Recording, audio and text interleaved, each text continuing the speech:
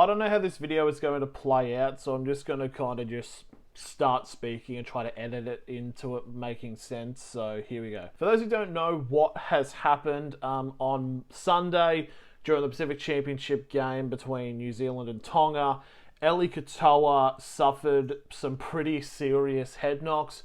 One that happened in the pre-game in an accident during training against his teammate Leo Hopewade. One in the 11th minute, which saw him get a massive laceration on his left cheek. And the third one happening in the second half, which eventually saw him taken off the field. Following that, when he was on the bench, his condition started heavily deteriorating, where he had a seizure, was then put on oxygen, taken to hospital, had to go into emergency surgery to remove fluid from his brain. Miraculously in all this, Eli Katoa is in a stable condition. He hasn't got any memory loss from what happened. He remembers everything, and he seems to be okay, which honestly is a bit of a miracle in terms of how this whole thing got handled. And to be completely honest, it should never have gotten to this stage remotely in the first place. But in genuine seriousness, the way that this has been handled, specifically by the doctors and even by Tongan officials, is nothing short of disgusting. Anyone who saw footage before the game of the pre-game hit, which I should also stress, it is an accident. I don't think Leo Hopewade was doing it on purpose, but it's like he should not have taken the field. I just don't understand how they made the call then and there. Then he had the second hit, then they had the HIA, which then he passed somehow, and then the third hit. Usually when it comes to rulings, if you have to do a second HIA, you're immediately out of the field regardless of what happens.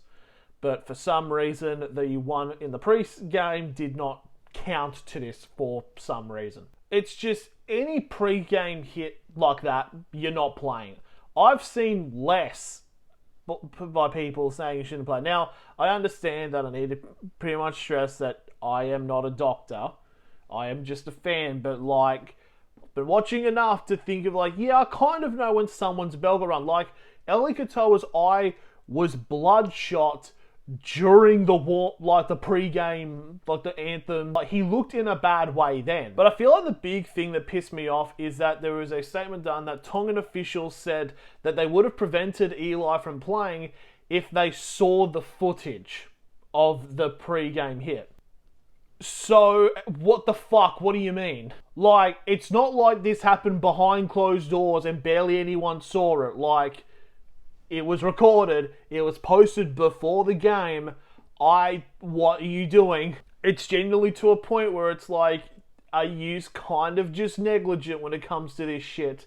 Because how you don't know about it, about how damning it was, it's like, well, who the fuck was watching? There needs to be significant looking at this. The NRL are investigating this because, the Melbourne Storm definitely want to know about how a player copped two massive hits, one in pre-game, one early in the match, and was still allowed to play, to the point where there is a possibility that, Eli Katoa could have, actually died on the pitch. Like, this genuinely could happen. This is why I'm throwing around negligent, because, Eli Katoa could have genuinely died on the field.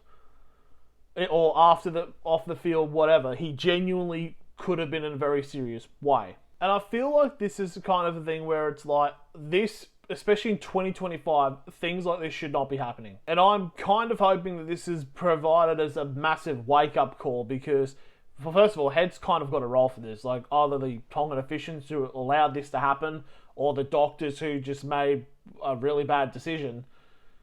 Multiple, in fact. But you got to think as well, is this could genuinely, still to this day, could jeopardize Eli Katoa's career. Like, he had a seizure. Like, that is going to be very hard to come back from. Luckily, he seems to be stable in that, but we don't know what's going to happen, especially down the line. Like, this, it's very tough to think about. But all in all, I will say that it's like obviously, first and foremost, we're glad that Eli Katoa is somewhat in a stable condition, and he is currently awake and he's all right. But it could have very easily not been that, which is, I think, what the NRL needs to kind of crack down on.